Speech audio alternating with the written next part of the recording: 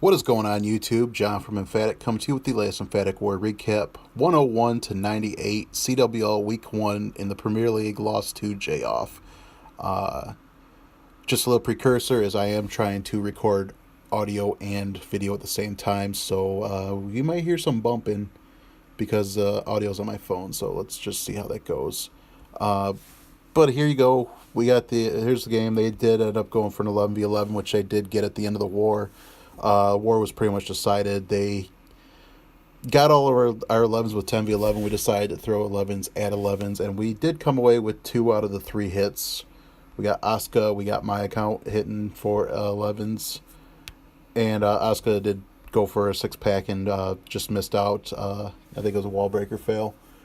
So we were close. We got to bring that up. We also got to make sure we have the 10v10 game to able to support being able to go after 11s unless our 10s are able to take 11s, which I am. Me personally, I don't like burning so many hits up there anymore, but we'll see how it goes. Let's just start out with Asuka's first hit.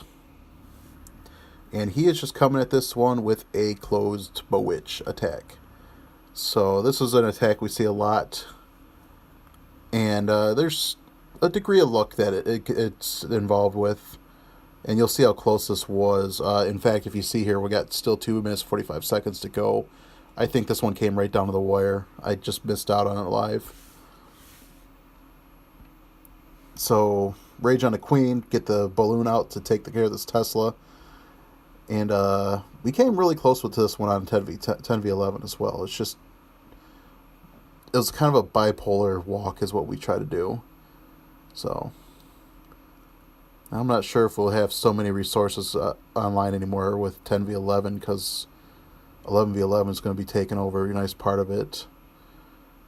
So we might be out some learning experiences unless people are just smoking us.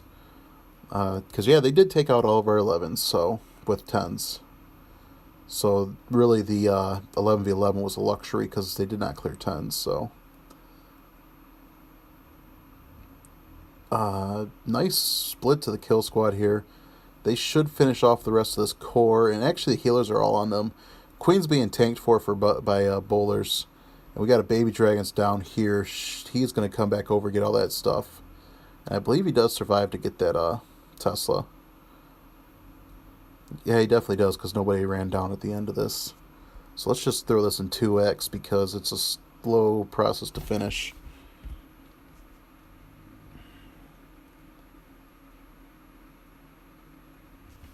And we'll go to 4x. But really what saved the raid here was he brought extra wall breakers to break the queen out. They still hit a small bomb, so it got close. You see there all those bombs that we got up there. And we finish up. Alright, here I go in on 11. Huge shout out to Pumpa for his help with this one. Great planning. Also Sar, I believe a lot of people know him from Cold September. He's with us on a 9. He actually came up with the idea of this, and Pump and I were starting to bounce it around. I don't think we burned many Town Hall 10 hits on this, and I think we did maybe 2 hits on it.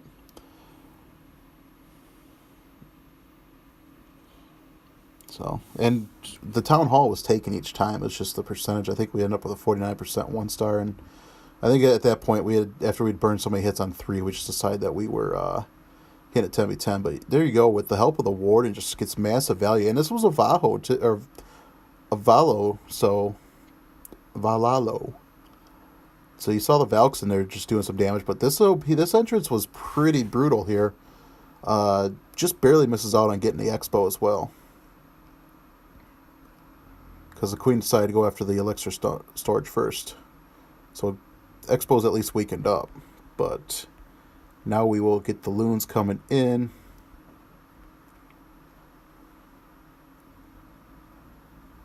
With the haste spell down.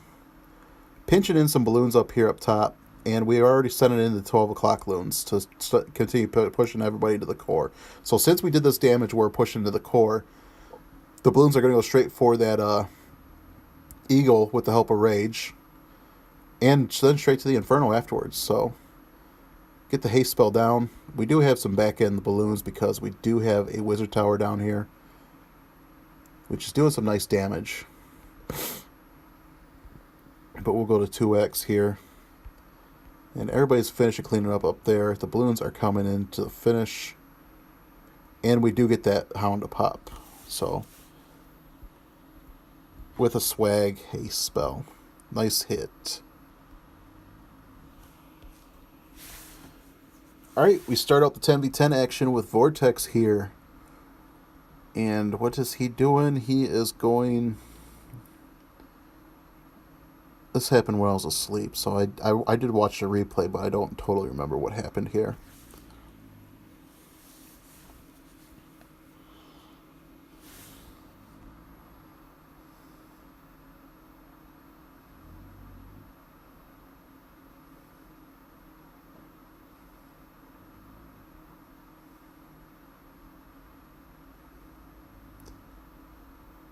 We got the golem down. Queen is doing a nice little bit of work, but golem actually goes up and decides he's going to sit in inferno range. I remember this now.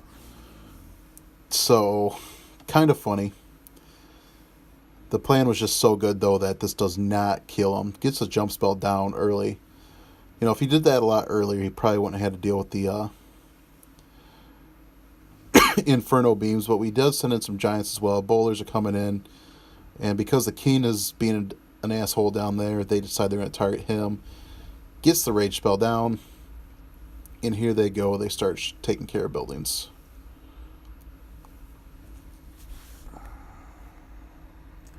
Two lines of hogs come in. We get the CC hogs going on a mortar to keep everybody inside the base for the most part. Gets a couple more hogs on a mortar, this time early enough to make sure everybody stays inside the walls. And still got bowlers standing. So they're going to still chip away. They're going to take out that, potentially take out that sweeper before the hogs decide to go get it. There we go. And get a lot of bombs there, but not the problem anymore. Poison down on the skeletons, and everybody's sitting in heal to handle this last back end. So we are going to hit a nice little spring chap here. Bonk.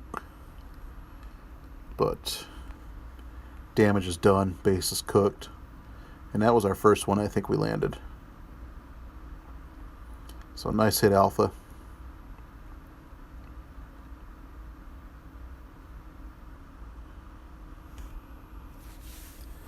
Booby coming in with a clutch triple. This is dirt.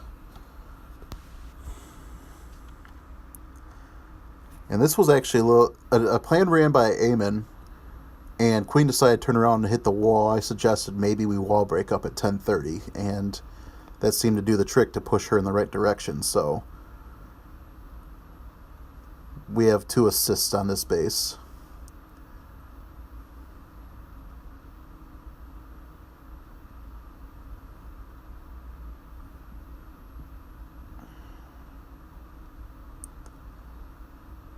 So AQ, one thing that wasn't anticipated was AQ getting the CC out up here, which she does right now. She just gets into range, so that's what kind of messed up Eamon's attack. But even then, with that gold store or that elixir pump taken out, for some reason she decided she was still going to go inside the base. Still too much damage coming in, so he's got to use the ability, but he wants to save that rage for the bowlers coming in. So we get the wizards down, golems down. Wizards create an easy funnel, and we are sending wall breakers in. This is not a wall break that was tested either, so he got real lucky there with that giant bomb. That's first I saw that. But bowlers coming in. I think one's going to walk because that's what bowlers do. No, they didn't. Wow. Okay, so there's the rage down, and stuff's going to start falling down. So one bowler's deciding he wants to go after that archer tower. So we're going to send in the hogs to start sweeping in. And he's smartly not burning a heal spell here. Now that they're coming close to the Inferno, he might... There we go. Through the Inferno to the next set. So pretty risky bit there. You saw how down some of those hogs were. But he's still got two heals left. And of course, the last one's going to go over what's a lot more dangerous than you would expect. That Archer Tower with the double speed on it, the double damage, and the Expo there. Those are cheeky little defense to have.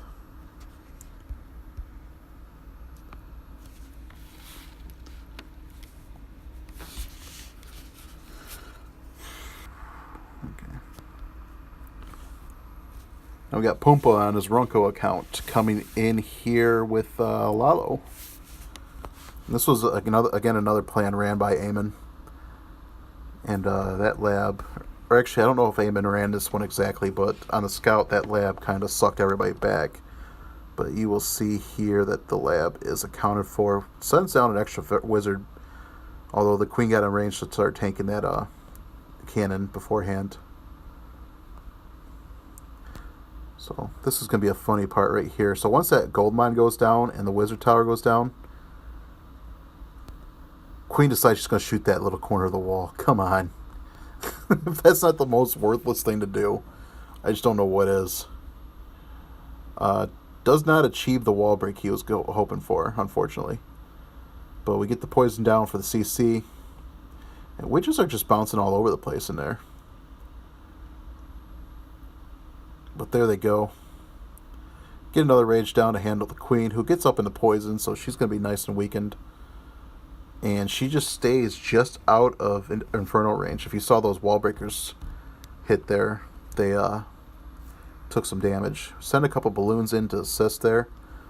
But that's not even going to be the main Lalo's portion. So, but does not have enough juice. The main Lalo portion is right there. So that was just trying to get some funneling out the way. Rage spell to delete everybody into the Inferno. You know, plenty of damage right there, so not a bad call. Get a second rage spell in there. Just so much stuff clumped together that just makes sense to do that. And then finally we have a haste spell to work them through the last air defense.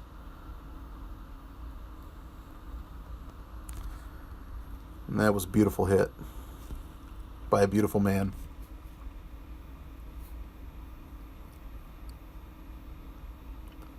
Good war, Pumpa.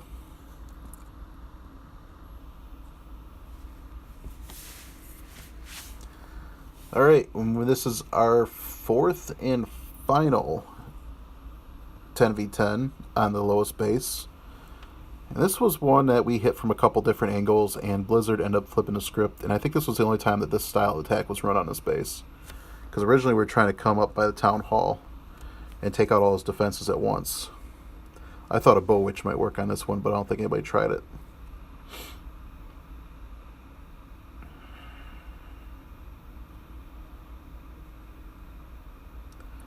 Get some giants going in there. Here comes a few Valks to eat some bombs. Bunch of Valks. 4 Valks. So this is a heavy kill squad. A couple of them went off to go get that air defense, which is all good. Looks like the baby dragon is out of the poison's radius, but queen takes her.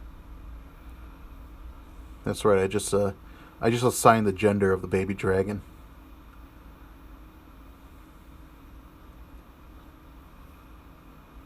I chose for it.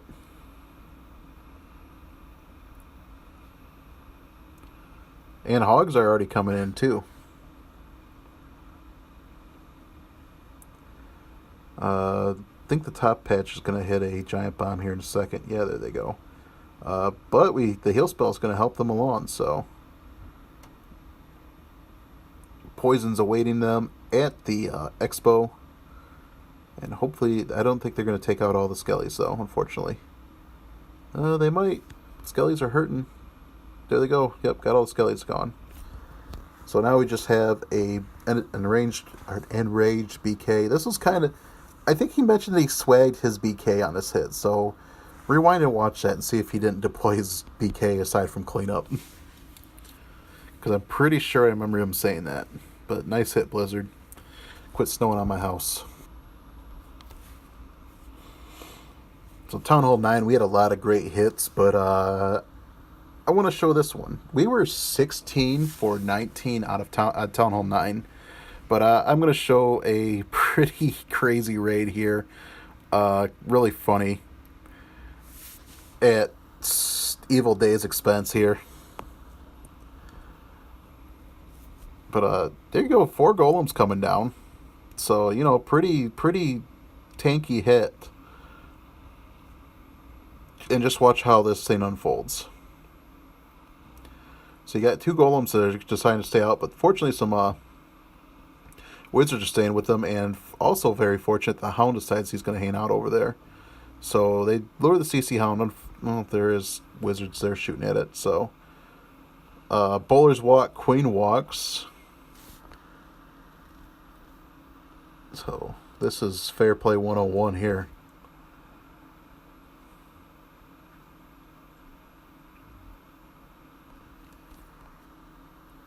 If all your troops walk, the attack might be fair play.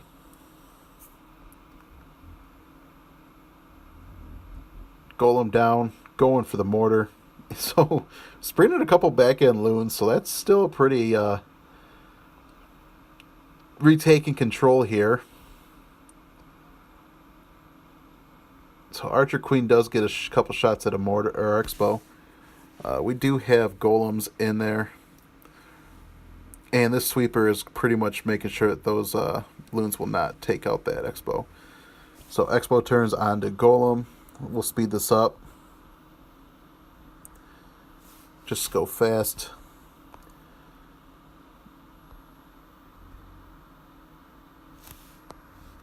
So let's work our way through there.